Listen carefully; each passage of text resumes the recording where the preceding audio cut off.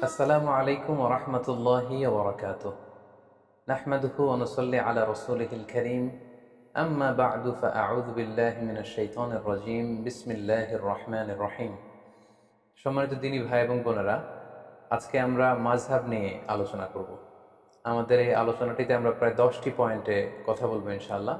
আমরা শুরুতেই বলবো মাযহাব কি, তারপর শুনবো মাযহাব একাধিক হওয়ার কারণ কি, তারপর মাযহাবের প্রয়োজনীয়তা, মাযহাবের উৎপত্তি ও ক্রমবিকাশ, সেই হিসাবে চারটি বিখ্যাত যে মাযহাব হানাফি মাযহাব, মালিকি মাযহাব, শাফি মাযহাব এবং হাম্বলি মাযহাব কি করে প্রতিষ্ঠিত হলো সে ব্যাপারে আমরা শুনব। এবং সবশেষে এই মাযহাবের চার ইমামের মাঝে সম্পর্ক কেমন ছিল এবং চার ইমামের উদারতা, এবং একেবারে শেষে মাযহাব নিয়ে আমাদের সমাজে প্রচলিত সমাজে যে বাড়াবাড়ি চলছে সেগুলোর ব্যাপারে আমরা কথা শুনবো ইনশাআল্লাহ। তো শুরুতে আমরা জানবার চেষ্টা করব যে মাযহাব কি। আমরা জানি যে মাযহাব এটা হচ্ছে আরবি শব্দ। এই মাযহাব শব্দের অর্থ হচ্ছে পথ বা মত কিংবা অভিমত, অর্থাৎ ইমামদের গবেষণালব্ধ যে মতামত বা অভিমত, এটাকে আরবিতে মাযহাব বলা হয়। ইংরেজিতে যেটাকে বলে স্কুল অফ থট। সংক্ষেপে বলা যায় যে যে পথের গন্তব্য কোরআন এবং সুন্নাহ, সেটাই হচ্ছে মাযহাব। অনেক সময় এমন হয় যে কোরআন এবং সুন্নাতে যে বিধিবিধানগুলো দেয়া হয়েছে সেগুলো সরাসরি হয়তো আমাদের বুঝে আসে না, কিংবা মানাটাও আমাদের জন্য কষ্ট হয়ে যায়। সেক্ষেত্রে এটাকে বুঝবার জন্য, এটাকে সহজভাবে আমল করবার জন্য আমাদেরকে মাযহাবের থ্রুতে, মাযহাবের যে মতামত সেটার থ্রুতে যদি আমরা আমল করি, সেটা আমাদের জন্য আমল করা অনেক সহজ হয়ে ওঠে। তাহলে আমরা বলতে পারি যে মাযহাব কোরআন সুন্নাহ বিরোধী কিছু নয়, বরং কোরআন এবং সুন্নায় যে বিধানগুলো রয়েছে এগুলোকে একটা ইন অর্ডারে, একটা সুবিন্যস্ত ধারাতে নিয়ে আসার চেষ্টা করা হয়েছে এই মাযহাবে। বেসিক্যালি কোরআন ও হাদিসের সবচেয়ে বিশুদ্ধ ব্যাখ্যাই হচ্ছে মাযহাবের ইমামদের সংকলিত ফিকহে ইসলামী, এবং এই ফিকহ শাস্ত্রের যে স্কুল অফ থট, এগুলোকেই বেসিক্যালি মাযহাব বলা হচ্ছে। প্রসিদ্ধ মাযহাব আমরা জানি যে চারটি: হানাফি, শাফিঈ, মালিকি এবং হাম্বলি। আমরা জানি যে কোরআন সুন্নাতে বিক্ষিপ্তভাবে অনেক কিছু উল্লেখ করা হয়েছে এবং মাযহাবে সেটাকে সুশৃঙ্খলভাবে আমাদের সামনে উপস্থাপন করা হয়েছে। যেমন ধরুন, নামাজে ফরজ কয়টি বা নামাজের ওয়াজিব কয়টি, এ ব্যাপারে কিন্তু আপনি পুরো কোরআন চষে বা হাদিস ঘেটে আপনি বের করতে পারবেন না যে এতটি, মোট এতটি সালাতের ফরজ, এতটি হচ্ছে সালাতের ওয়াজিব। এইভাবে কোরআন সুন্নায় কোথাও উল্লেখ করা নেই। বেসিকলি মাযহাবের ইমামগণ নিরলস প্রচেষ্টা করে, অনেক গবেষণা করে বেসিকলি এই প্রশ্নের উত্তরগুলো খোঁজার চেষ্টা করেছেন, এবং তারা হাজার হাজার মাসআলা ইস্তেমবাদ করেছেন, যেটা আমাদের ইসলামী বিধিবিধানকে বুঝা এবং সহজভাবে মানা, এটা আমাদের জন্য সহজ করে দিয়েছে। তাহলে আমরা এক কথায় বলতে পারি কোরআন সুন্নাহর সহজ এবং সার নির্যাসী হচ্ছে বেসিকলি মাযহাব। এবার আমরা জানার চেষ্টা করব মাযহাব একাধিক হওয়ার কারণ কি। যেহেতু শুরুতে আমরা বলেছি মাযহাব মানে মতামত বা অভিমত, সো প্রত্যেকের মতামত একরকম হবে এটা আসলে লজিক্যাল না, এটা যৌক্তিকও নয়। এক একজনের চিন্তা এক এক রকম, বুঝ একরকম, মতের ভিন্নতা বা বুঝের ভিন্নতা বা চিন্তার ভিন্নতা, it's very common and very human. এটা মানুষের মাঝে থাকবেই, এটাই মানুষের সহজাত। এ কারণেই একাধিক মতামত কোরআন সুন্নাহর বিষয়ে আমরা পাচ্ছি। পাশাপাশি রাসূল সাল্লাল্লাহু আলাইহি ওয়াসাল্লামের পক্ষ থেকেও একটি আমলের ব্যাপারে একাধিক, কোনো একটি বিষয় একাধিক আমলও প্রমাণিত হয়েছে, ফলে একাধিক মতামত এখানে গড়ে উঠেছে। যেমন ধরুন, সালাতে কখনো কখনো রাসূল সাল্লাল্লাহু আলাইহি ওয়াসাল্লাম বুকের উপরে তিনি হাত বেঁধেছেন, কখনো নিচে হাত বেঁধেছেন, কখনো নাভির সাথে মিলিয়ে হাত বেঁধেছেন, কখনো নাভি সংলগ্ন নিচে হাত বেঁধেছেন। তো কোনো কোনো সাহাবা ওনার রাসূল সাল্লাল্লাহু আলাইহি ওয়াসাল্লামের কাছ থেকে বুকের উপরে যে হাত বাঁধার হাদিসটি সেটি গ্রহণ করেছে। কোনো কোনো সাহাবারা নাভির উপরে যে হাত বেঁধেছে সেটা গ্রহণ করেছে। কোনো কোনো সাহাবারা নাভি সংলগ্ন নিচে যে হাদিসটি ওনার রাসূল সাল্লাল্লাহু আলাইহি ওয়াসাল্লামের কাছ থেকে দেখেছেন বা শুনেছেন সেটি গ্রহণ করেছেন। আবার কখনো কখনো আল্লাহ রাসূল সাল্লাল্লাহু আলাইহি ওয়াসাল্লাম টায়ার্ড হয়ে গেলে হাত বাঁধা থেকে হাত ছেড়ে দিতেন। অনেক সাহাবারা, বিশেষ করে মালিকি মাযহাবের অনেক অনুসারীরা এই মতামতটিকে গ্রহণ করেছেন। এভাবেই কিন্তু একটি প্রসঙ্গে বা একটি বিষয়ে রাসূল সাল্লাল্লাহু আলাইহি ওয়াসাল্লামের কাছ থেকে যখন একাধিক আমল প্রমাণিত হয়েছে, ফলে এই ক্ষেত্রে একাধিক মতামত বা ভিন্ন মত এখানে তৈরি হয়েছে। এই বিষয়টি যে শুধু মাযহাবের কারণে মাযহাবের ইমামরাই করেছেন এমনটি নয়, বরং রাসূল সাল্লাল্লাহু আলাইহি ওয়াসাল্লামের যুগেও সাহাবাদের মাঝে ফিকহি অনেক বিষয়ে মতভেদ কিন্তু আমরা দেখতে পাই, একটি বিষয়ে একাধিক মতামত দেখতে পাই। যেমন সালাতের শুরুতে কোন কোন সাহাবারা সূরা ফাতিহা শুরু করার আগে বিসমিল্লাহির রহমানির রহিম এটি আওয়াজ করে পরে তারপরে আলহামদুলিল্লাহি রাব্বিল আলামিন দিয়ে সালাত শুরু করতেন। আবার অনেক সাহাবারা সালাতের শুরুতে বিসমিল্লাহির রহমানির রহিম এটিকে আওয়াজ করে পড়তেন না, বরং আলহামদুলিল্লাহি রাব্বিল আলামিন এখান থেকে জাহারি কেরাতে আওয়াজ দিয়ে শুরু করতেন। তাহলে দেখুন সাহাবাদের সময়ও কিন্তু একাধিক মতামত বা ভিন্ন মত পাওয়া গিয়েছে। সাহাবীদের সময়কালে যে কোনো বিষয়ে একাধিক মতামত পাওয়া যেত, এক্ষেত্রে আমরা সহিহ বুখারীর একটি বিখ্যাত হাদিস উল্লেখ করতে পারি, যেখানে আহজাবের যুদ্ধের প্রসঙ্গটা এসেছে এবং আহজাবের যুদ্ধে যখন মুসলমানরা জয়লাভ করলো, আল্লাহ রাসূল সাল্লাল্লাহু আলাইহি ওয়াসাল্লাম আহজাবের ওই প্রান্ত থেকে বা খন্দকের প্রান্ত থেকে মদিনায় ফিরে আসার প্ল্যান করছিলেন। জিবরাইল আলাইহিস সালাম এসে বললেন, ইয়া রাসূলুল্লাহ, আপনারা তলোয়ার নামিয়ে ফেলেছেন, আমরা তো নামাইনি। আল্লাহ তাআলা আদেশ দিয়েছেন যে বনু কুরাইজাতে অভিযান পরিচালনা করতে হবে, আপনি মদিনাতে যাবেন না, বরং বনু কুরাইজার দিকে যান। একথা শুনে আল্লাহ রাসূল সাল্লাল্লাহু আলাইহি ওয়াসাল্লাম সাহাবাদেরকে বললেন, তোমরা সবাই ডিরেক্টলি এখান থেকে বনু কুরাইজার দিকে চলে যাবে। ভাষ্যটা ছিল এমন, লা ইউসাল্লিয়ান্না আহাদুন আল আসরা ইল্লা ফি বানি কুরাইজা, মানে তোমরা কেউই কিন্তু পথিমধ্যে আসর পড়বে না, বরং বনি কুরাইজায় পৌঁছে তারপরে আসরের সালাত করবে। আল্লাহ রাসূল সাল্লাল্লাহু আলাইহি ওয়াসাল্লামের কমান্ডের সাথে সাথে সবাই, বনু কুরাইজা হচ্ছে মদিনা থেকে বেশ দূরে, ইহুদিদের একটা দুর্গ ছিল, সেখানে ইহুদি কমিউনিটি সেখানে থাকতো। রাসূল সাল্লাল্লাহু আলাইহি ওয়াসাল্লাম বললেন, আসরের নামাজ তোমরা বনু কুরাইজায় পৌঁছে তারপরে করবে। সাহাবারা চলতে আরম্ভ করলেন, পথিমধ্যে আসরের ওয়াক্ত হয়ে গেল।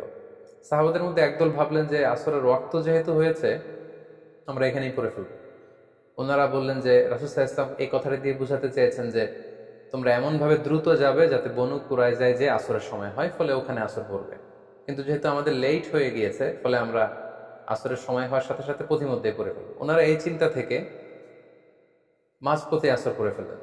আর কিছু কিছু সাহাবারা বললেন, না, রাসূল সাল্লাল্লাহু আলাইহি ওয়াসাল্লাম যে কমান্ড আমাদেরকে করেছেন সেটা হচ্ছে বনু কুরাইজায় না পৌঁছে আসরের সালাত পড়া যাবে না, এটা যত দেরি হোক, যদি আসরের নামাজ কাজাও হয়ে যায়, ফাউতও হয়ে যায়, আমরা প্রতিমধ্যে পড়তে পারবো না, কারণ রাসূল সাল্লাল্লাহু আলাইহি ওয়াসাল্লাম বনু কুরাইজায় পৌঁছার পরে, ওখানে অ্যারাইভ করার পরে আমাদেরকে সালাত পড়তে বলেছেন। ওনারা বাকিদের সাথে মাঝপথে সালাত না পড়ে বনু কুরাইজায় চলে গেলেন এবং তারা বনু কুরাইজাতে পৌঁছে তারপরে সালাত পড়লেন। তাহলে দেখেন, আল্লাহ রাসূল সাল্লাল্লাহু আলাইহি ওয়াসাল্লামের এক নির্দেশনা, একটি কমান্ড থেকে সাহাবাদের মধ্যে এক গ্রুপ একভাবে বিষয়টি বুঝলো, আরেক গ্রুপ ঠিক তার উল্টোটি 180 ডিগ্রি অ্যাঙ্গেল বিপরীতে যেয়ে তারা বুঝলো। এবং পরবর্তীতে আল্লাহ রাসূল সাল্লাল্লাহু আলাইহি ওয়াসাল্লাম যখন বনু কুরাইজায় উপস্থিত হলেন, ওনার কাছে বিষয়টি পেশ করা হলো যে আপনার এই কমান্ড শুনে, নির্দেশনা শুনে কিছু সাহাবা পথিমধ্যে নামাজ পড়েছে, কিছু সাহাবা বনু কুরাইজায় এসে পড়েছে।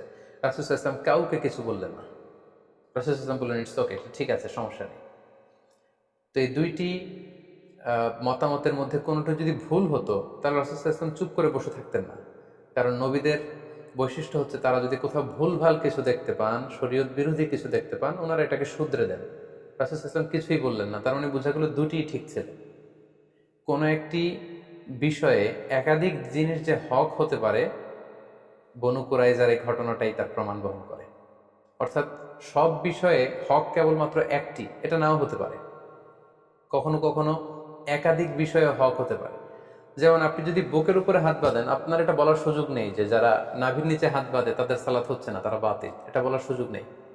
আবার যারা নাভির নিচে সালাতে হাত বাঁধছেন, তারা আপনারা কখনোই বলতে পারবেন না যে যারা বুকের উপরে বাঁধে তাদের সালাত হচ্ছে না, এটা বাতিল না।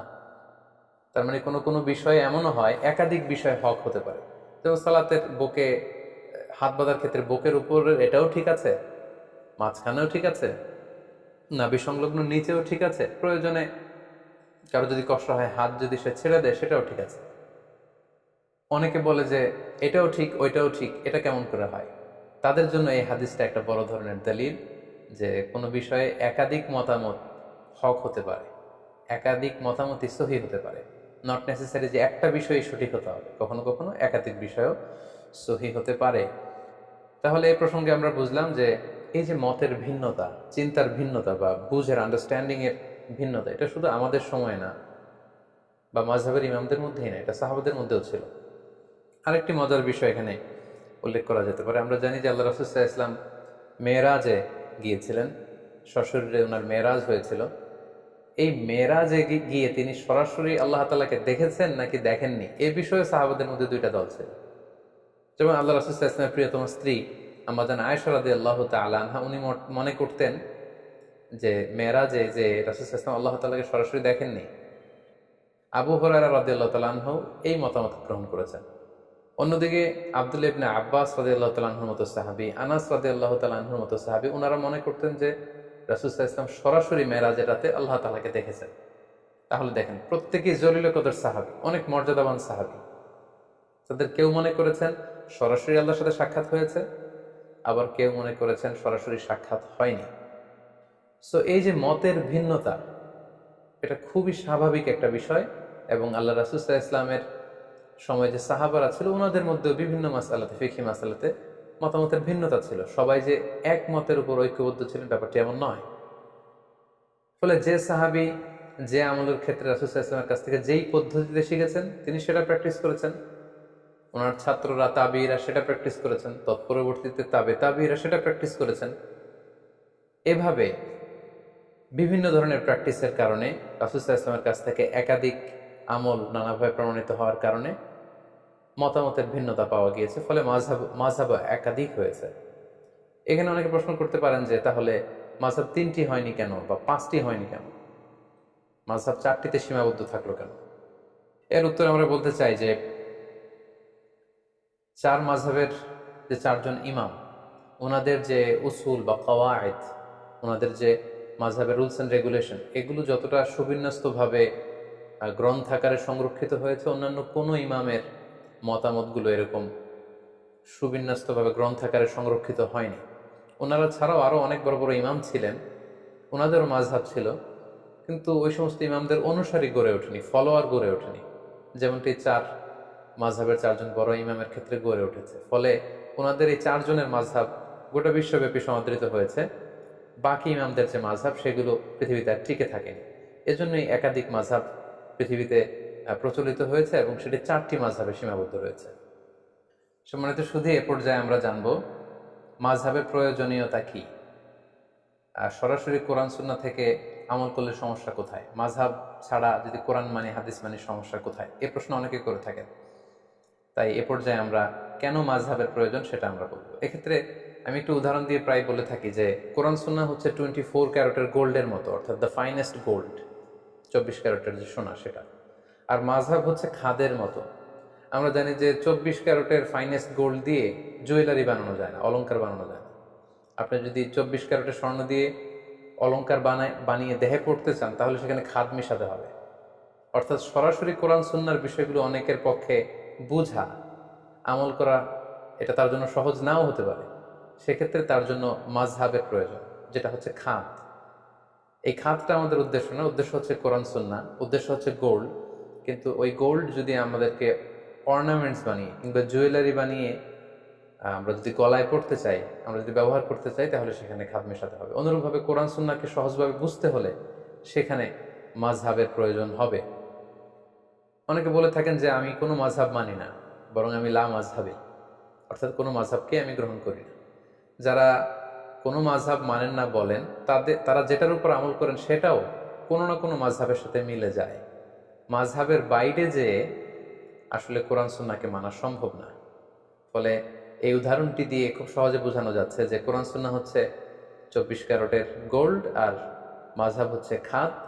এই গোল্ডটাকে গহনা বানিয়ে গলায় পরার জন্য এই খাদের প্রয়োজন, কারণ খাদ না মেশালে এটাকে বাঁকা করা যায় না, গোল্ডটাকে ডিজাইন করা যায় না, শেপ দেওয়া যায় না। পাশাপাশি অনেকে মনে করে থাকেন যে মাযহাবের কারণে ইসলাম বিভক্ত হয়ে গিয়েছে। অনেকে বলেন যে একটা মাযহাব থাকলেই তো ভালো হতো, এখানে 4টা হলো কেন? এটা তো ইসলামকে বিভক্ত করেছে। এই কথাটিও আসলে ঠিক নয়। আসলে বাস্তবতা হচ্ছে একেবারে উল্টো। মাযহাব আসলে ইসলামকে বিভক্ত করেনি, বরং মাযহাব ইসলামকে অনেকগুলো ভাগে ভাগ হওয়া থেকে বাঁচিয়েছে। অর্থাৎ অনেকগুলো ভাগে বিভক্ত না করে এটাকে মাত্র 4টা ভাগে ভাগ করেছে। যেমন উদাহরণস্বরূপ যদি আমি বলি, আল আজহার বিশ্ববিদ্যালয় থেকে যারা গ্র্যাজুয়েশন করে পাশ করে, তাদেরকে আজহার থেকে একটা টাইটেল দেওয়া হয়, সেটা হচ্ছে আজহারি। আমি নিজেও যেহেতু ব্যক্তিগতভাবে আল আজহার থেকে পড়াশোনা করেছি, ফলে আমিও আমার নামের শেষে এই টাইটেলটি যুক্ত করে থাকি। তো বাংলাদেশে আপনারা অনেকেই দেখবেন যে যারা আল আজহার বিশ্ববিদ্যালয় থেকে পড়াশোনা করেছে, ওনারা ওনাদের নামের শেষে এই আজহারি শব্দটি যুক্ত করে। তো এই আজহারি বানানটি অনেকে অনেকভাবে লিখে থাকে। কেউ আজহারি বানানে বর্গীয় জ দিয়ে আজহারি লিখে, কেউ অন্তঃস্থ জ দিয়ে লিখে, কেউ আবার আজহারি বানানে রয়ের সাথে হ্রস্ব ইকার যুক্ত করে দেয়, কেউ দীর্ঘ ইকার দিয়ে লিখে, আবার অনেকে আজহারি শব্দের আগে আল যুক্ত করে দেয়, ফলে আল আজহারি। এইভাবে যদি আপনি খেয়াল করেন, প্রায় 8টি বানানে আজহারি শব্দটা কিন্তু লেখা সম্ভব।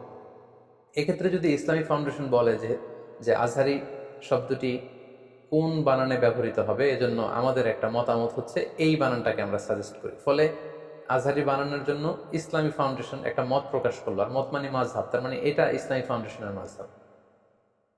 বাংলা একাডেমি যদি বলে যে এক একজন এক এক বানানে না লিখে বিদেশি শব্দ বা আরবি শব্দ কোন বানানে লিখতে হবে, সেটা আমরা সহজভাবে আপনাদের সামনে উপস্থাপন করছি। আমাদের চিন্তা মতে এই বানানটি হচ্ছে সবচেয়ে ভ্যালিড, সবচেয়ে যুক্তিযুক্ত। তাহলে আজহারি বানানের ক্ষেত্রে বাংলা একাডেমি একটি মতামত পেশ করলো, এটা হচ্ছে বাংলা একাডেমির মাযহাব। অথবা প্রথম আলো যদি বলে যে আমরা সব বানানকে সহজভাবে নতুনভাবে উপস্থাপনের চেষ্টা করছি, আমরা সাজেস্ট করি যে আজহারি বানানটা এইভাবে হলে ভালো হয়, ওনারা একটা মতামত দিলেন, তাহলে এটা হচ্ছে প্রথম আলোর মাযহাব। তাহলে দেখুন, এই 3টি মাযহাব থাকার কারণে আজহারি বানান লিখতে যে 8টি মতামত পাওয়ার সুযোগ আছে, বা 8ভাবে 8জন আজহারি শব্দটি লিখতে পারে, সেটা এখন কমে 3টা মাযহাব বা 3টা মতামতে চলে আসলো। এবং আসলে কোনো জিনিসকে একাডেমিক ওয়েতে যদি আমাদের লিখতে হয়, বলতে হয়, জানতে হয়, তখন একটা সিস্টেমেটিক ওয়ে কিন্তু ফলো করতে হয়। মাযহাব বেসিক্যালি এই কাজটাই করেছে। কোরআন সুন্নাহ কিভাবে আমরা কোরআন সুন্নাহর বিধানগুলো মানবো, এটাকে সোসাইটিতে অ্যাপ্লাই করব, সেক্ষেত্রে অনেক অনেক বিভক্তিকে অল্প কিছু বিভক্তিতে নিয়ে এসেছে এই মাযহাব। ফলে মাযহাবের মাধ্যমে বেসিক্যালি আল্লাহ তাআলা ইসলামকে শতদা বিভক্ত হওয়া থেকে বাঁচিয়েছে।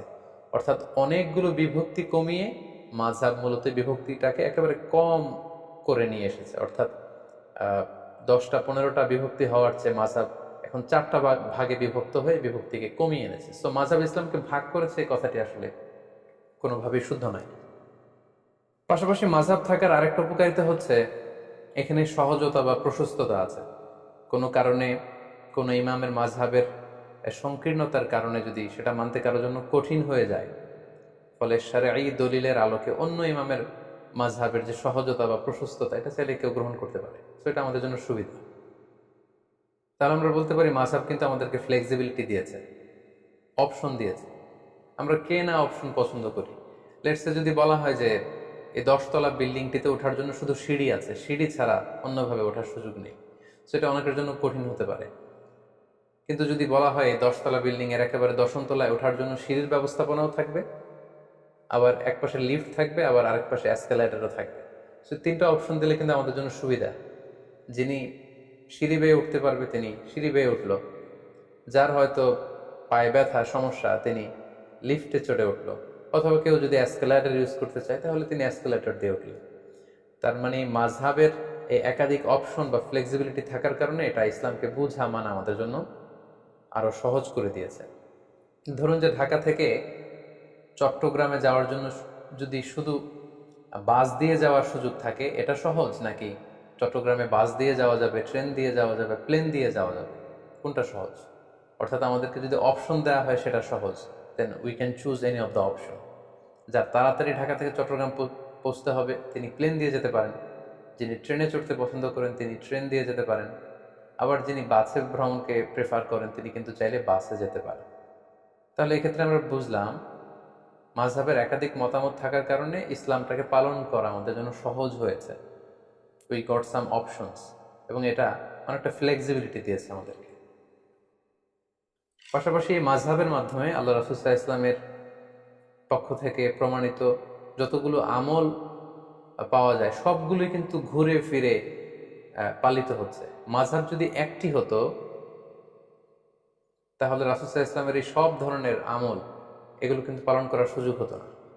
লেটস সে মাযহাব যদি একটা হতো যে শুধু বুকের উপরে হাত বাঁধতে হবে, তাহলে বুকের নিচে, নাভির উপরে, এই যে এতগুলো মতামত আল্লাহ রাসূল সাল্লাল্লাহু আলাইহি ওয়াসাল্লামের আমলের মধ্যে ছিল, এই আমলগুলো কিন্তু হারিয়ে যেত ইতিহাসের পাতায়, আর থাকতো না। ফলে কেমন যেন আল্লাহ তাআলার এটা একটা বিশেষ রহস্য বা কুদরত যে তিনি 4টা মাযহাবের মাধ্যমে আল্লাহ রাসূল সাল্লাল্লাহু আলাইহি ওয়াসাল্লামের পক্ষ থেকে প্রমাণিত যত ধরনের আমল হতে পারে এটা ঘুরিয়ে ফিরিয়ে সারা বিশ্বে আমল করাচ্ছেন। আমরা যখন মসজিদুল হারামে সালাত পড়ি, কেউ বুকের উপরে বাঁধে, কেউ নাভির নিচে বাঁধে, কেউ বাঁধেই না। কেউ মালিকি মাযহাবের, কেউ শাফি মাযহাবের, কেউ হাম্বলি মাযহাবের, আমরা হানাফি মাযহাবের। ফলে রাসূল সাল্লাল্লাহু আলাইহি ওয়াসাল্লামের সবগুলো আমল ঘুরে ফিরে চর্চা হচ্ছে গোটা বিশ্বব্যাপী। মাযহাব যদি চারটা না হতো, একাধিক মাযহাব যদি প্রতিষ্ঠিত না হতো, তখন কিন্তু এটা করার সুযোগ হতো না। ফলে আমরা বলতে পারি যে এই মাযহাবগুলো ইসলামকে চমৎকারভাবে গোটা বিশ্বে সংরক্ষণ করেছে। তাই মাযহাবের কোনো আমল নিয়ে একে অপরকে কিন্তু ঠাট্টা বিদ্রূপ করা উচিত না।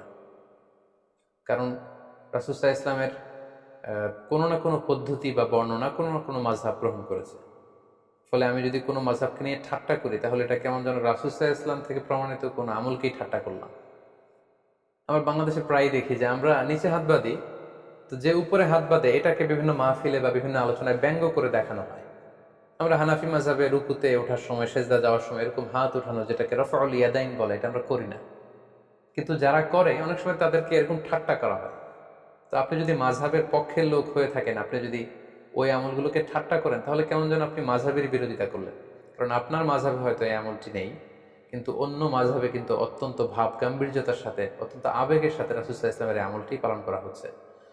সো মাযহাবের কোনো আমলকে, আল্লাহ রাসূল সাল্লাল্লাহু আলাইহি ওয়াসাল্লাম থেকে প্রমাণিত কোনো আমলকে যদি আপনি ঠাট্টা করেন, অন্য কোনো মাযহাবকে যদি আমরা ঠাট্টা করি, তাহলে এটা কেমন যেন রাসূল সাল্লাল্লাহু আলাইহি ওয়াসাল্লামের আমল নিয়ে ঠাট্টা করার শামিল, যেটা অনেক বড় ধরনের একটি কবিরা গুনাহ। সো আমরা সহজে বলতে পারি যে চার মাযহাব হলো চারটি নৌকার মতো।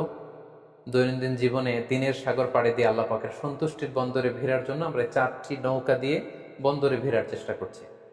তো সেক্ষেত্রে আমরা চার নৌকার আরোহীরা যদি একে অন্যের সাথে পারস্পরিক ধাক্কাধাক্কি বা ঠুকোঠুকিতে লিপ্ত হই, তাহলে হয়তো আমাদের সাগরে পরে হাবুডুবু খেতে হবে।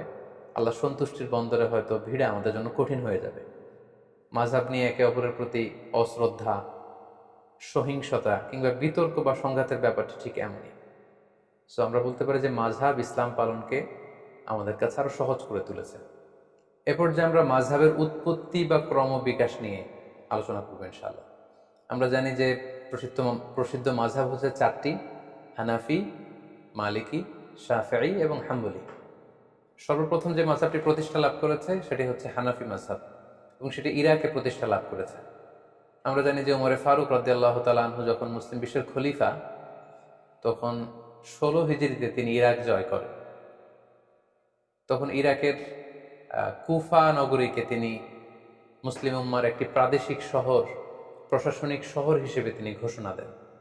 এবং সেই কুফা নগরীতে যে মুসলিম উম্মা আছে তাদেরকে কোরআন সুন্নাহ শিক্ষা দেওয়ার জন্য আল্লাহ রাসূল সাল্লাল্লাহু আলাইহি ওয়াসাল্লামের একজন প্রিয় সাহাবী আব্দুল্লাহ ইবনে মাসউদ রাদিয়াল্লাহু তাআলা আনহুকে তিনি মদিনা থেকে অ্যাজ অ্যান অ্যাম্বাসেডর কুফাতে তিনি প্রেরণ করেন, এবং তিনি বলেন যে আপনি কুফায় যে দিন প্রচার করেন। ওমর ফারুকের নির্দেশনা অনুযায়ী আব্দুল্লাহ ইবনে মাসউদ রাদিয়াল্লাহু তাআলা আনহু মদিনা থেকে কুফায় চলে গেলেন। দীর্ঘদিন তিনি কুফার অধিবাসীদেরকে কোরআন সুন্নাহর বাণী তিনি প্রচার করলেন। ওনার ইন্তেকালের পরে এই দায়িত্ব চলে আসে ওনার ছাত্র আলকামা রহিমাহুল্লাহর উপর। তিনি তখন কুফাতে কোরআন সুন্নাহর তালিম, তাদরিস, টিচিং এই কাজটা করতেন। আলকামা আলাইহি রাহমা ওনার মৃত্যুর পরে ওনার ছাত্র ইব্রাহিম নাখাই, ওনারা সবাই তাবিঈ ছিলেন, উনি এই গুরু দায়িত্ব নিজের কাঁধে তুলে নেন এবং তিনি কুফাতে কোরআন সুন্নাহর এই তালিম, তালকিন এবং তাদরিসের কাজ তিনি করতে আরম্ভ করেন। ইব্রাহিম নাখাইয়ের ইন্তেকালের পরে ওনার ছাত্র হাম্মাদ ইবনে আবি সুলাইমান, উনি সেখানে তাদরিস, টিচিং এবং কোরআন সুন্নাহর দাওয়াতের কাজ করতেন। হাম্মাদ ইবনে আবি সুলাইমান 120 হিজরিতে ইন্তেকাল করেন, এবং ওনার ইন্তেকালের পরে ওনার সবচাইতে যোগ্য ছাত্র ইমাম আবু হানিফা আলাইহি রাহমা 120 হিজরিতে কুফা নগরীতে ইসলাম প্রচারের দায়িত্ব ইমাম আবু হানিফার কাঁধে চলে আসে। উনি অত্যন্ত মেধাবী একজন মানুষ ছিলেন। 120 হিজরিতে যখন ইমাম আবু হানিফার কাছে এই দায়িত্ব চলে আসে, উনি বেসিক্যালি 80 হিজরিতে জন্মগ্রহণ করেন। ফলে 120 হিজরিতে ওনার বয়স তখন দাঁড়ায় 40 বছর। অর্থাৎ 40 বছর বয়সে তিনি কুফা নগরীর ইসলাম প্রচারের যে গুরু দায়ভার, এটা তিনি নিজের কাঁধে তুলে নেন, এবং তিনি দায়িত্ব পেয়ে কিছু যুগান্তকারী সিদ্ধান্ত তখন তিনি নিয়েছিলেন। এবং আপনারা জানেন তখন ইসলাম খুব বেশি স্প্রেড হচ্ছিল, দলে দলে মুসলমানরা, লোকজন কালিমা পড়ে মুসলমান হচ্ছিল, এবং নতুন নতুন অনেক ইস্যু নতুন নতুন অনেক কন্টেম্পোরারি মাসআলা তখন আসছিল, যেটি আগে ছিল না। তখন ইমাম আল আযম আবু হানিফা রাহিমাহুল্লাহ ওনার মেধাবী ছাত্রদেরকে নিয়ে 40 জনের একটা প্যানেল করেন, একটা ফিক একাডেমি করেন, এবং যত নতুন মাসালা আসতো উনি ছাত্রদের মাঝে মাসালাটাকে ছেড়ে দিতেন। ছাত্ররা অনেক ধরনের ডিসকাশন করে আর্গুমেন্ট দিয়ে একটা পর্যায়ে যখন এটার উত্তরে পৌঁছতেন, তখন এই উত্তরটা ইমামে আজম আবু হানিফার কাছে দেয়া হতো। পরে ফাইনালি সবার কথা শুনে উনি ওইটার উপর জাজমেন্ট দিতেন, লিগ্যাল অপিনিয়ন দিতেন, সলিউশন দিতেন। এবং উনি কিভাবে সলিউশন দিচ্ছেন, কিভাবে কোরআন সুন্নাহ থেকে মাসআলাগুলো ইস্তেমবাদ করছেন, এগুলো ওনার ছাত্র মোহাম্মদ ইবনুল হাসান আশ-শাইবানি, আবু ইউসুফ রাহিমাহুল্লাহ, ইমাম জুফার, ওনারা এগুলো লিপিবদ্ধ করতে আরম্ভ করলেন। কোন রুলস অ্যান্ড রেগুলেশন, কোন উসুল, কোন মেথড এবং কাওয়ায়েদের ভিত্তিতে উনি কোরআন সুন্নাহ থেকে এই মাসালাগুলো ইস্তেমবাদ করেন, এগুলো যখন লিপিবদ্ধ করা হলো, তখন এই ওনার এই প্রক্রিয়া, কোরআন সুন্নাহ থেকে মাসআলা ইস্তেমবাদ করার প্রক্রিয়ায় বিধিবিধানগুলো মানুষের মাঝে খুব বেশি সমাদৃত হতে শুরু করলো। এবং এই কর্মযজ্ঞের মধ্য দিয়ে বেসিকলি উনি হানাফি মাযহাবের প্রতিষ্ঠা করেন। ঠিক একই সময়ে ওই সময় মদিনাতে আরেকটি মাযহাবের প্রতিষ্ঠা ঘটে, যেটি ইমাম মালিক রাহিমাহুল্লাহর নেতৃত্বে গঠিত হয়। তাহলে আমরা বলতে পারি যে ইমাম আবু হানিফা এবং ইমাম মালিক ওনারা সমসাময়িক সময়ের ছিলেন। 93 হিজরিতে ইমাম মালিক রাহিমাহুল্লাহ জন্মগ্রহণ করেন। ফলে মদিনা কেন্দ্রিক উনি আব্দুল্লাহ ইবনে আব্বাস, আম্মাজান আয়েশা রাদিয়াল্লাহু তাআলা আনহু, আব্দুল্লাহ ইবনে উমর, ওনারা যেই ইলম বা ফিক প্রচার করেছেন, সেটা সাঈদ ইবনে মুসাইয়েবের থ্রুতে, নাফে মাওলা ইবনে উমর ওনার থ্রুতে ইমাম মালিক সেগুলো কালেক্ট করেন। এবং তিনি একটি সহিহ হাদিসের গ্রন্থ লিখেন মদিনাতে, যেটাকে মুয়াত্তা মালিক বলে পরিচিত। আমরা জানি যে বর্তমানে কালামে পাকের পরে, অর্থাৎ কোরআনুল কারীমের পরে সবচেয়ে সহিহ গ্রন্থ বলা হয় সহিহ বুখারীকে, অর্থাৎ বুখারী শরীফকে। কিন্তু ইমাম বুখারী লেখার আগে যেই গ্রন্থটাকে কোরআনের পরে সবচেয়ে বেশি সহিহ হিসেবে ধরা হতো, সেটা হচ্ছে ইমাম মালিকের লেখা মুয়াত্তা ইবনে মালিককে। উনি মসজিদে নববীতে বসে সেখানে দার্স দিতেন। উনারও অনেক ছাত্র, শাগরিদ, অনুসারী, ফলোয়ার মদিনা কেন্দ্রিক গড়ে ওঠে। এবং উনি যে রুলস অ্যান্ড রেগুলেশনের আওতায় কোরআন সুন্নাহর মাসালাগুলো ইস্তেমবাদ করতেন, সেটার আলোকে উনি একটি মাযহাব প্রতিষ্ঠা করেন, সেটাকে বলা হয় মালিকি মাযহাব, যেটাকে মাদ্রাসাতু আহলিল হাদিস বলে। আর ইমাম আবু হানিফার মাযহাবকে বেসিক্যালি মাদ্রাসাতু আহলির রায় বলে। তাহলে সংক্ষেপে যদি আমরা এভাবে বলি যে ইমাম আবু হানিফা এবং ইমাম মালিক ওনারা সমসাময়িক ছিলেন। ইমাম আবু হানিফা ইরাক কেন্দ্রিক ইবনে মাসউদ রাদিয়াল্লাহু তাআলা আনহুর যেই জ্ঞান ওনার ছাত্রদের থ্রুতে ওনার হাতে এসেছে, সেটার উপর বেস করে ইরাকে তিনি হানাফি মাযহাব প্রতিষ্ঠা করেন। একই সময়ে মদিনাতে ইমাম মালিক রাহিমাহুল্লাহ উনি মালিকি মাযহাব প্রতিষ্ঠা করেন। তাহলে এইভাবে বেসিকলি হানাফি মাযহাব এবং মালিকি মাযহাবের সূচনা বা গোড়াপত্তন হয়েছে। ইমাম মালিকের পরে ইমাম মালিকের ছাত্র ইমাম শাফিঈ, যে বছর ইমাম আবু হানিফা ইন্তেকাল করেন 150 হিজরিতে, ঠিক সেই বছর ইমাম শাফিঈ জন্মগ্রহণ করেন। তিনি জন্মগ্রহণ করেন ফিলিস্তিনের গাজাতে। সেখান থেকে ওনার মা ওনাকে মক্কায় নিয়ে আসেন। মক্কা থেকে মদিনাতে ইমাম মালিকের কাছে তিনি পড়াশোনা করেন। পরবর্তীতে বাগদাদে ইমাম আবু হানিফার ছাত্র মোহাম্মদ ইবনুল হাসান আশ-শাইবানির কাছে পড়াশোনা করেন। এভাবে তিনিও অনেক বড় একজন স্কলার হয়ে ওঠেন। তিনি হানাফি মাযহাবের দ্বারা প্রভাবিত হয়ে প্রথমত বাগদাদে তিনি জ্ঞান চর্চা এবং জ্ঞান বিতরণ করেন। পরবর্তীতে তিনি যখন মিশরে চলে যান, সেখানে যে তিনি যত মাসআলা ইমাম আবু হানিফা কিভাবে বলেছেন এবং ওনার সরাসরি শিক্ষক ইমাম মালিক কিভাবে বলেছেন, এগুলোকে থরলি ইনভেস্টিগেট করে উনি নিজে আবার একটি মাযহাব প্রতিষ্ঠা করেন কিছু রুলস অ্যান্ড রেগুলেশনের আওতায়। ফলে 3 নম্বর মাযহাবের গোড়াপত্তন হলো ইমাম শাফির মাযহাব, যেটা মিশরে। ওনার কবরও মিশরে অবস্থিত। আমি নিজেও ইমাম শাফির কবর জিয়ারত করেছি মিশরে। আর ইমাম আবু হানিফার কবর হচ্ছে কুফাতে। আর ইমাম মালিক রাহিমাহুল্লাহর কবর হচ্ছে মাকবারতুল বাকিয়ায়, অর্থাৎ মসজিদে নববীর পাশে যে কবরস্থান, সেখানে ওনাকে দাফন করা হয়েছে। তাহলে আমরা পেলাম যে শুরুতে ইরাক কেন্দ্রিক হানাফি মাযহাবের গোড়াপত্তন হলো, মদিনা কেন্দ্রিক মালিকি মাযহাবের গোড়াপত্তন হলো, এবং মিশর কেন্দ্রিক ইমাম শাফি মাযহাবের গোড়াপত্তন হলো। সর্বশেষে যে 4 নম্বর মাযহাবটি আছে, সেটি হচ্ছে ইমাম আহমদ ইবনে হাম্বলের মাযহাব। উনি অনেক বড় একজন ইমাম ছিলেন। উনি ইমাম শাফির সরাসরি ছাত্র ছিলেন এবং তিনি মুসনাদে আহমদ ইবনে হাম্বাল নামে একটি হাদিসের গ্রন্থ রচনা করেছেন, যেটি হাদিসের একক গ্রন্থ হিসেবে সবচাইতে বড় হাদিসের কালেকশন।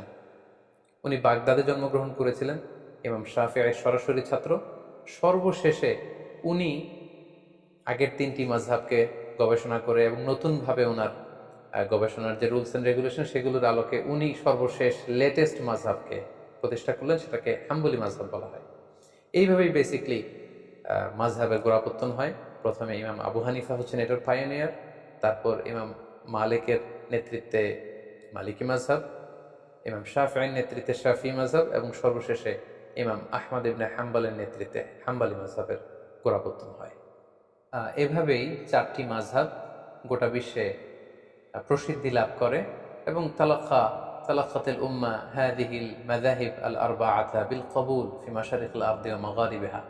গোটা বিশ্বের মুসলমানরা এই 4টি মাযহাবকে অত্যন্ত আন্তরিকতার সাথে গ্রহণ করে, কারণ গোটা বিশ্বের স্কলাররা ওনারা দেখেছেন যে এই 4 মাযহাবের 4জন যে ইমাম ওনারা ছিলেন অত্যন্ত মুখলিস লোক, ইখলাসের মানদণ্ডে ওনারা উত্তীর্ণ ছিলেন, ইলমি যোগ্যতা ছিল অনেক বেশি পরিশ্রম করে ওনারা এমনভাবে কোরআন সুন্নাহ থেকে এই মাসআলাগুলো, লিগ্যাল অপিনিয়নগুলো বের করেছে যেটা আমাদের জন্য অনেক বড় একটা নেয়ামত।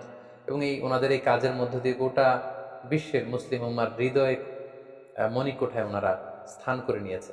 ফলে গোটা বিশ্বের আপনি মুসলিম রাষ্ট্রগুলোর দিকে যদি খেয়াল করেন তাহলে দেখবেন যে সবাই এই 4টি মাযহাবের কোনো না কোনো একটি মাযহাবকে ওনারা গ্রহণ করেছেন।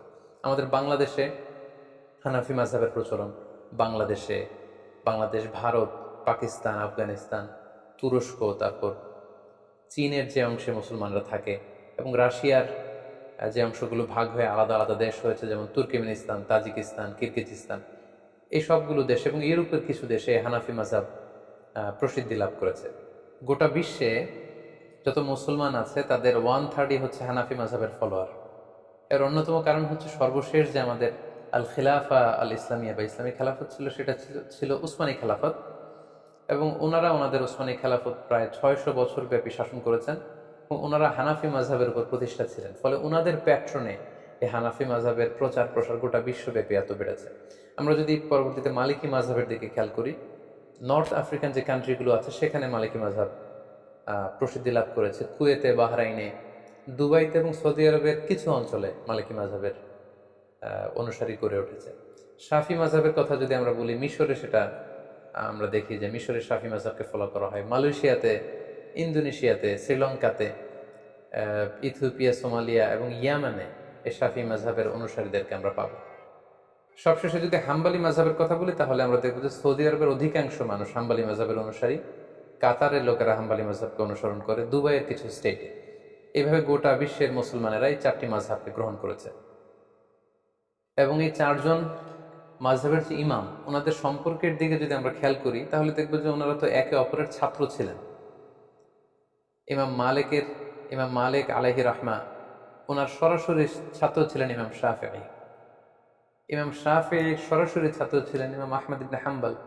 ইমাম আহমদ ইবনে হাম্বলের সরাসরি ছাত্র ছিলেন বেসিক্যালি ইমাম বুখারী, ইমাম মুসলিম, ইমাম আবু দাউদ সিজিস্তানি। সো ওনাদের মধ্যে সম্পর্কটা ছিল অত্যন্ত প্রগাঢ়, অত্যন্ত আন্তরিকতার সম্পর্ক, ছাত্র এবং শিক্ষকের সম্পর্ক। ওনারা একে অন্যের শুভাকাঙ্ক্ষী ছিলেন, একে অন্যের প্রতি সৌহার্দ্যপূর্ণ আচরণ করতেন এবং ওনারা যে কতটা বেশি উদার ছিলেন, ব্রড মাইন্ডেড ছিলেন, এটা আমরা ছোট্ট একটি ঘটনা থেকে বুঝতে পারবো। ইমাম শাফিঈ যখন একবার কুফাতে যান ভ্রমণ করতে, ইমাম মুহাম্মদ ইবনে হাসান আশ-শাইবানির আপ্যায়নে বা নিমন্ত্রণে তিনি যখন যান, তিনি বললেন যে আমি ইমাম আল আযম আবু হানিফা রাহিমাহুল্লাহর কবর জিয়ারত করলেন। পাশে এক মসজিদে উনি যখন নামাজ পড়ছিলেন, আমরা জানি যে ইমাম শাফিঈ উনি রফউল ইয়াদাইনকে সমর্থন করেন। ওনার মাযহাবে রুকু থেকে ওঠার সময় এরকম হাত উঠানো, সিজদায় যাওয়ার আগে হাত উঠানো, সিজদা থেকে উঠে হাত উঠানো, এটাকে আরবিতে বলা হয় রফউল ইয়াদাইন। এটা হানাফি মাযহাবে নেই। আমরা যখন হানাফি মাযহাবের নিয়ম অনুযায়ী সালাত আদায় করি আমরা এইভাবে হাত উঠাই না বারবার, কিন্তু ইমাম শাফিঈ সালাত আদায় করার সময় রফউল ইয়াদাইন করতেন। এটা ছিল ওনার মাযহাব। কিন্তু কুফাতে ইমাম আবু হানিফার কবরের পাশে কোন এক মসজিদে উনি যখন নামাজ পড়ছিলেন, উনি সেখানে এই রফউল ইয়াদাইনকে স্কিপ করলেন, তরক করলেন। উনি এটা করছিলেন না। রফউল ইয়াদাইন না করেই উনি হানাফি মাযহাবের মতো করে নামাজ পড়ছিলেন। সবাই তো অবাক, এত বড় ইমাম শাফিঈ যার ব্যক্তিগত অভিমত হচ্ছে সালাতে এরকম রফুল এদান করতে হবে, এটা সুন্নাহ। কিন্তু উনি এটা না করে কেন আজকে এভাবে নামাজ পড়ছেন? নামাজ শেষে ইমাম মোহাম্মদ ইবনে হাসান সাহেবানি জিজ্ঞেস করলেন যে আপনি কি আপনার রফউল ইয়াদাইনের যে অভিমত এটা থেকে সরে এসেছেন? আপনি কি ইমাম আজম আবু হানিফার যে মতামত ওই মতামতে চলে এসেছেন? উনি বললেন না, আমি আমার মতামত থেকে সরে আসিনি, আমার মতামত আগে যেটা ছিল সেটাই আছে। আমি ইহতিরামান লি আবি হানিফা, ইমাম আবু হানিফাকে সম্মান দেখানোর জন্য, যেহেতু পাশেই ওনার কবর, আমি ওনার এলাকায় ভিজিট করতে এসেছি, তাই সম্মানার্থে আমার মতামতকে আমি এখানে স্কিপ করে ওনার মতামত অনুযায়ী সালাত আদায় করেছি। আল্লাহু আকবার কাবীরা। তার মানে কতটা উদার মানসিকতার ওনারা ছিলেন। মাযহাবের ইমামগণ এক একজন কত ব্রড মাইন্ডেড পার্সোনালিটি ছিলেন, কিন্তু আমরা ওনার অনুসারীরা সামান্য ছোট ছোট বিষয় নিয়ে, যেগুলো দিনের মৌলিক বিষয়, তো মাযহাবের মধ্যে কোনো পার্থক্য নেই, ফুরুআত যেগুলো অমৌলিক ছোটখাটো বিষয়ের পার্থক্য নিয়ে আমরা একে অপরকে বাতিল বলে ঘোষণা দিয়ে দিই, কাফির বলে ঘোষণা দিয়ে দিই, ইসলাম থেকে খারিজ করে দিই, যেটি মোটেও কাম্য নয়। সম্মানিত শুধু এ পর্যায়ে আমরা আমাদের আলোচনার একেবারে শেষ পর্যায়ে চলে এসেছি। এ পর্যায়ে আমরা মাযহাব নিয়ে, আমাদের সমাজে যে প্রচলিত বাড়াবাড়ি, এগুলো নিয়ে কিছু কথা বলবো। আহলে সুন্নাতুল জামায়াতের আকীদা হচ্ছে নবীরা হচ্ছে মাসুম, ওনারা কোনো ভুল করেননি, কোনো পাপ করেননি। তো আমরা শুধু নবীদের ক্ষেত্রেই এই মাসুম কথাটি যুক্ত করি, এবং সাহাবারা ওনারা হচ্ছেন মাহফুজ, ওনাদেরকে আল্লাহ বড় ধরনের কবিরা গুনাহ থেকে হেফাজত করেছেন, একটি দুইটি স্পেশাল কেস ছাড়া। আর মাযহাবের যে চারজন ইমাম আছে ওনাদেরকে আমরা মাসুম মনে করি না, ওনারা ভুল থেকে মাসুম নন, নিষ্পাপ নন। ওনাদের গবেষণা করতে যে ভুল হয়ে যেতে পারে, তবে আমরা ওনাদের এই গবেষণাকে এপ্রিসিয়েট করি। নাহনু নুহিব্বুহুম ওয়া নাহতারিমুহুম ওয়া লা নুকদ্দিসুহুম, আমরা ওনাদেরকে ভালোবাসি, ওনাদেরকে রেসপেক্ট করি, হৃদয়ের গহীন থেকে তাদের জন্য আমাদের ভালোবাসা আছে। ওনারা মুসলিম উম্মার জন্য আল্লাহ তাআলার পক্ষ থেকে অনেক বড় নেয়ামত। কিন্তু আমরা মাযহাবকে দ্বীন মনে করব না। ওয়ালা নাজআলু মাযহাবাহুম দীনান, ওনাদের যে মাযহাব মতামত এটাকে আমরা দ্বীন মনে করি না। বাল নাজআলু মাযহাবাহুম ওয়াসিলাতান লিফাহমিদ দ্বীন, আল্লাহর দ্বীনকে বোঝার জন্য এটাকে একটা মাধ্যম বা ওয়াসিলা আমরা মনে করি। চারজন মাযহাবের বড় বড় ইমাম, ওনারা মুজতাহিদ ছিলেন, মানে গবেষক ছিলেন। আর আল মুজতাহিদু ইউসিবু ওয়া ইউখতি, যারা ইজতিহাদ করেন ওনারা সঠিকও করেন এবং মাঝে মাঝে ভুলও করেন, যেহেতু ওনারা মানুষ ছিলেন, সো ওনারা ভুলের ঊর্ধ্বে ছিলেন না। আর মুস্তাহিদদের ক্ষেত্রে কথা হচ্ছে যে মুস্তাহিদরা যদি ভুল করে তাহলে ওনাদেরকে একটি সওয়াব দেওয়া হয়, রিওয়ার্ড দেওয়া হয়, প্রতিদান দেওয়া হয়। আর যদি শুদ্ধ করে তাহলে ডবল রিওয়ার্ড দেওয়া হয়, মানে ডবল প্রতিদান বা সওয়াব ওনারা পান। আর যদি ওনারা ভুল করে থাকেন তাহলে কোনো গুনাহ হয় না, বরং একটি সওয়াব ওনারা পান। সো মুস্তাহিদ হিসেবে ওনাদের ভুল থাকাটা এটা অসম্ভব কিছু নয়, বরং প্রতিটি মাযহাবেই এমন কিছু মতামত রয়েছে যেগুলোর ব্যাপারে প্রশ্ন তুলবার যথেষ্ট সুযোগ রয়েছে। কোনো মাযহাব বা কোনো মতামতই কিন্তু ভুলের ঊর্ধ্বে নয়। এবং এই জন্য ইমাম শাফি বলতেন যে রই সওয়াবুন ইয়াহতামিলুল খাতা, আমার যেটা মতামত এটাকে আমি শুদ্ধ মনে করি, তবে এটা ভুলও হতে পারে। আবার রইউ গায়রি খাতাউন ইয়াহতামিলুস সওয়াব, অন্য ব্যক্তি এই ব্যাপারে যে মতামত দিয়েছে সেটাকে আমি ভুল মনে করি, আমি পার্সোনালি ভুল মনে করি, কিন্তু সেটাও শুদ্ধ হতে পারে। সো ওনারা যদি ভুলও করে থাকেন এজন্য ওনারা জাযা পাবেন। তাই কোনো বিষয়ের দলিলের ভিত্তিতে যদি কোনো আলেম নিজ মাযহাবের সাথে ভিন্ন মত পোষণ করে, তখন তাকে আসলে বাতিল, গুমরা এগুলো বলা যাবে না, যেহেতু উনি দলিলের ভিত্তিতে অন্য একটা মতামত গ্রহণ করেছেন। যদিও আমরা হানাফি মাযহাবের, কিন্তু দলিলের ভিত্তিতে যদি আমরা কখনো পরিস্থিতির আলোকে অন্য কোনো মাযহাব বা মতামতকে গ্রহণ করে নেই, তাহলে কিন্তু আমাদের হানাফি মাযহাব কাটা যায় না। আপনি যদি খেয়াল করেন তাহলে দেখবেন যে হানাফি মাযহাবে আসরের ওয়াক্ত শুরু হয় অনেক দেরিতে, সেই হিসেবে শাফি মাযহাবে, হাম্বলি মাযহাবে অনেক আগে শুরু হয়ে যায়। হানাফি মাযহাবের নিয়ম হচ্ছে কোনো বস্তু মাটিতে গেড়ে দিলে দুপুরবেলা এটার মূল ছায়ার পরে যদি ডবল ছায়া পরিমাণ যখন দেখা যাবে তখন আসরের ওয়াক্ত শুরু হয়। অন্য মাযহাব অনুযায়ী মূল ছায়া ছাড়া একটা ছায়া যদি পাওয়া যায় আসরের ওয়াক্ত শুরু হয়। লেটস সে আমরা এভাবে বলতে পারি যে মাগরিবের 1 ঘন্টা আগে হানাফি মাযহাব অনুযায়ী আসরের ওয়াক্ত শুরু হয়, শাফি বা হাম্বলি মাযহাবে প্রায় 2 ঘন্টা আগে আসরের ওয়াক্ত শুরু হয়। ফলে আমরা যখন সৌদি আরবে যাই, হজ উমরা করতে যাই, তখন মসজিদুল হারামে বা মসজিদে নববীতে বা সৌদি আরবের যে কোনো মসজিদে আসরের আজান কিন্তু শাফি মাযহাবের ওয়াক্ত অনুযায়ী হয়। এবং শাফি মাযহাবের অভিমত অনুযায়ী যখন আসরের ওয়াক্ত হয়, আজান হওয়ার সাথে সাথে কিন্তু আমরা মসজিদে যে শাফি ওয়াক্তে আসরের সালাত পড়ি, আমরা কিন্তু হানাফি ওয়াক্তে আসরের সালাত পড়ি না। তাই বলে আমাদের ওই সালাত কাটা যাবে, ওই সালাত আদায় হবে না, এমনকি আমরা কখনো মনে করি আমরা হজের যে দীর্ঘ লম্বা সফর, তখন তো আমরা মসজিদে নববীতে বা মসজিদুল হারামে শাফি ওয়াক্তে আসরের নামাজ পড়ি। তার মানে এই শাফি ওয়াক্তে যে আসরের সালাত পড়ছে এর পেছনে শক্ত দলিল আছে, এবং দলিলের ভিত্তিতে আমাদের মাযহাবের বাইরে যে অন্য কোনো মাযহাবের কোনো অভিমত বা মতামত আমল করলে এতে আমাদের মাযহাব চলে যায় না, বরং এটা হচ্ছে ফ্লেক্সিবিলিটি। দলিলের ভিত্তিতে প্রয়োজনে কোনো আলেম নিজ মাযহাবের বাইরে যেও অন্য মাযহাবের উপর আমল করতে পারেন। আমরা এই লকডাউনের সময়কালে ঈদের সালাতের প্রসঙ্গটা এখানে উল্লেখ করা যেতে পারে। হানাফি মাযহাব অনুযায়ী জুমার নামাজ, ঈদের নামাজ ঘরে পড়া যায় না, কিন্তু অন্যান্য মাযহাবের মতামত অনুযায়ী গোটা বিশ্বব্যাপী ফতোয়া দেওয়া হয়েছিল যে ঈদের সালাত চাইলে 2-4 জন মিলে ঘরে পড়া যাবে। এবং আমরা গোটা বিশ্বে হানাফি মাযহাবের যে সমস্ত অনুসারীরা ছড়িয়ে ছিটিয়ে আছে, আমরা অনেকেই ঘরে কিন্তু ঈদের সালাত আদায় করেছি অন্য মাযহাবের নিয়ম অনুযায়ী। ফলে আমাদের হানাফিয়াত কাটা গিয়েছে ব্যাপারটি কিন্তু এমন নয়, কারণ ওই আমলটির পক্ষে দলিল ছিল।